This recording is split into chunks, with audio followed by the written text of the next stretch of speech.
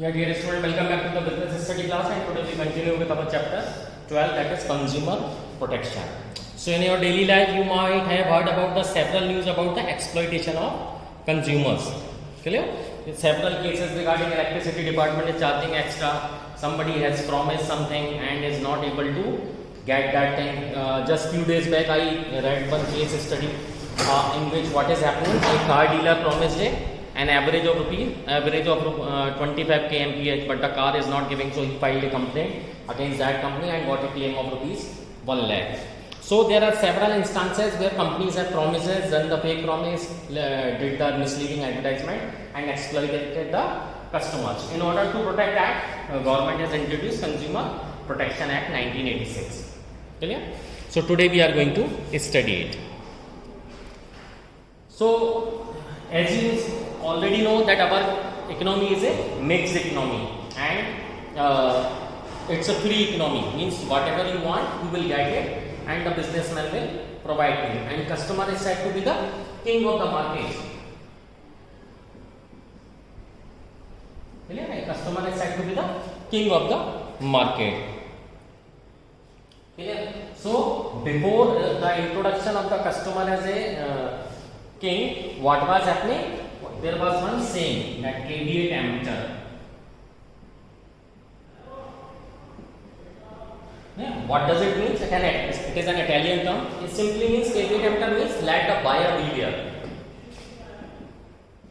What does it mean? Let the buyer beware. This simply means कि भाई खरीदार है वो, it takes all precautions while purchasing the goods, and after purchasing the goods or item there is no responsibility of the seller. But this was the situation when economy was closed. But when the free economy come and person has become the king of the market,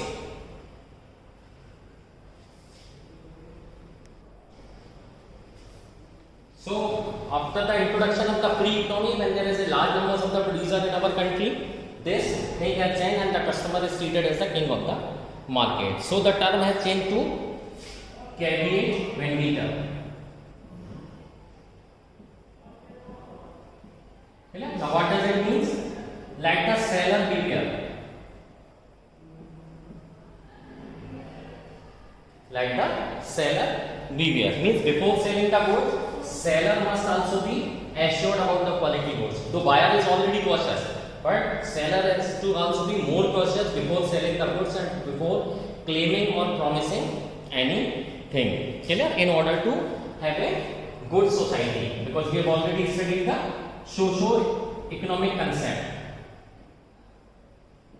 Clear? No economy could survive without the good society. So same is the case with the economy. Economy can't survive without a good society, and society can't get a good quality goods without good economy. So both are in need of each other, and both should complement each other instead of competing.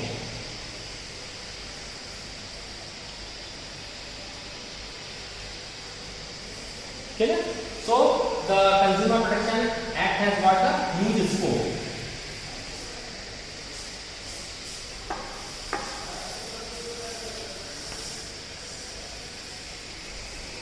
Now, why these things are happening? The question arises, why the need was felt to the government to introduce the Consumer Protection Act?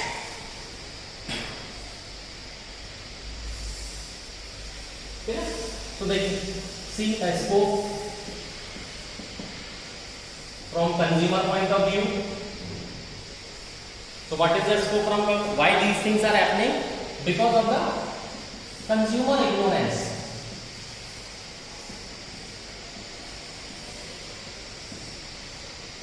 Now what is consumer ignorance? In the light of the widespread ignorance of the consumer about the rights and reliefs available, it becomes necessary to educate them. We don't know our rights and we are ignoring, okay, we have bought the goods, let it be gone. In this way, but the seller is feeling encouraged because of our ignorance. Clear? Second is unorganized consumers.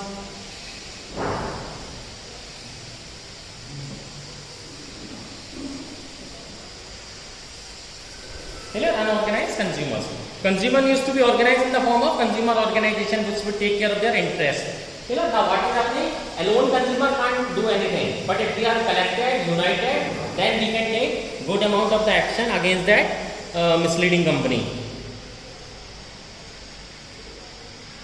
And because of our ignorance, what is happening? There is a widespread exploitation of consumers.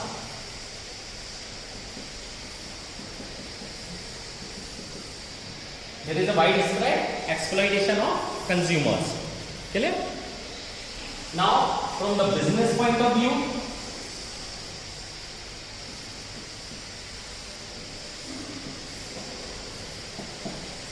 first is long-term interest of the business.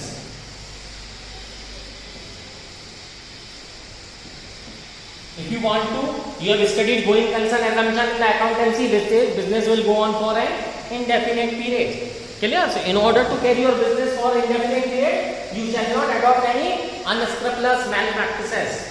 Clear? Misleading advertisement, fake claims. Do not involve that. If you remember, just 2 years back, Volkswagen has made a false claim about the pollution emissions. And what happened when the matter got leaked? They have to face the serious humiliation from whole around the world. Later on, they apologized and admitted that they have tempered the software of pollution. So it's not good.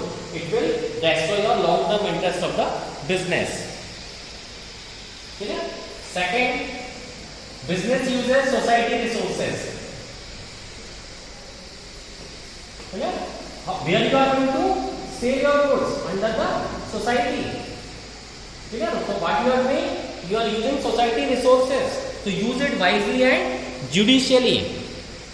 Do not adopt any such practices which is against the business ethics.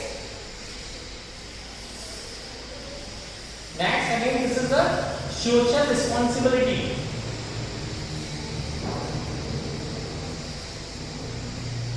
The social responsibility of the business is to provide the quality goods to the consumers every time.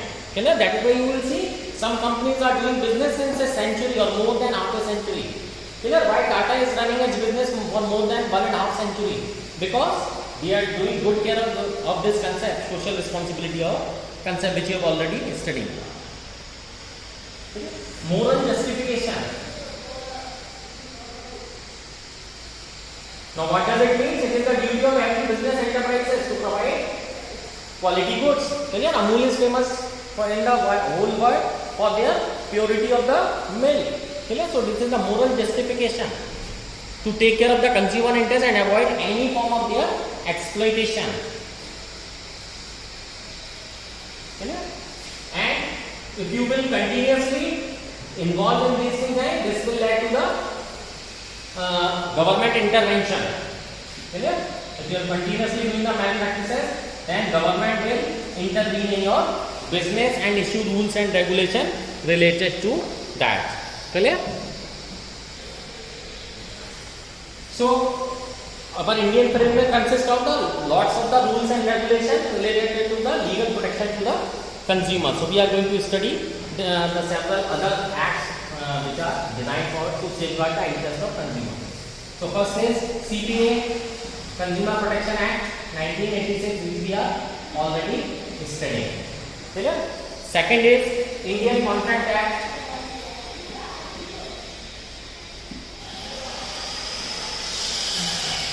Indian Contract Act 1872. So Act lays down the condition in which the promises made by the one party is binding on another party. Clear? And Act also specifies the remedies available to each other party.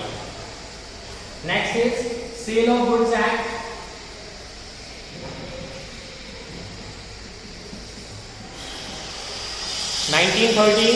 This act provides some safeguards and relief to the buyers of the good in case of the goods purchased do not comply with the express or implied condition or guarantees. Fourth is Essential Commodities Act.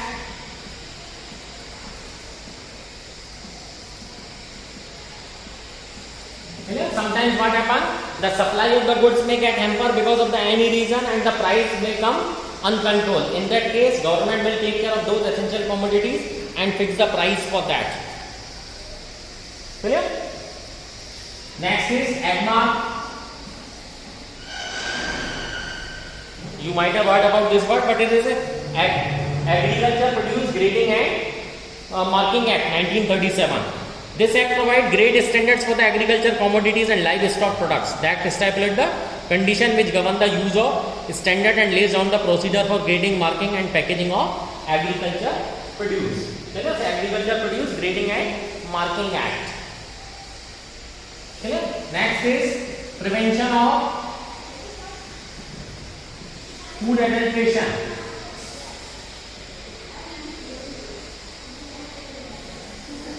Prevention of Food Adulteration Act. So under this act, the act claims to check the adulteration of food article and ensure the purity so as to ensure public health.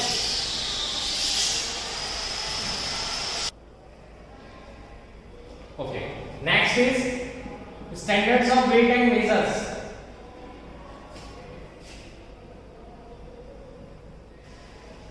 Standards of weight and measure. Now, what does Act aims to? The provision of this Acts are applicable in case those goods which are sold or distributed by weight, measure or number. It provides protection to the consumers against the malpractices of the underweight or under measure. So there shall be a regular checking of the weight and measure. Weight means आपने देखा होगा ना सब्जी खरीदते time वो आधा kilo या 1 kilo का बांट रखता है, तो that is called wait.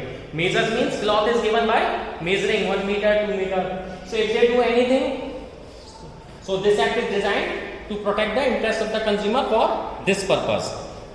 Okay? Next is Trademark Act.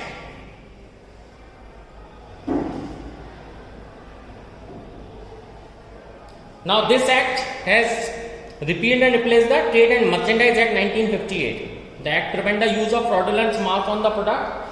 You shall not imitate any product, imitate any settled products. In order to protect the interests of the business as well as consumer, this act was designed. This act was replaced by Trade and Merchandise Act 1955. This is Trademarks Act 1999. Clear? Next, the Competition Act 2002.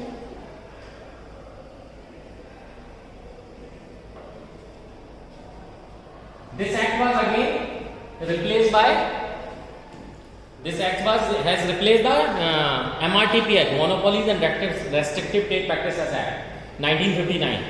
Clear? So the act provides the protection to the consumer in case of the practices adopted by the business firms which hamper the competition in the market.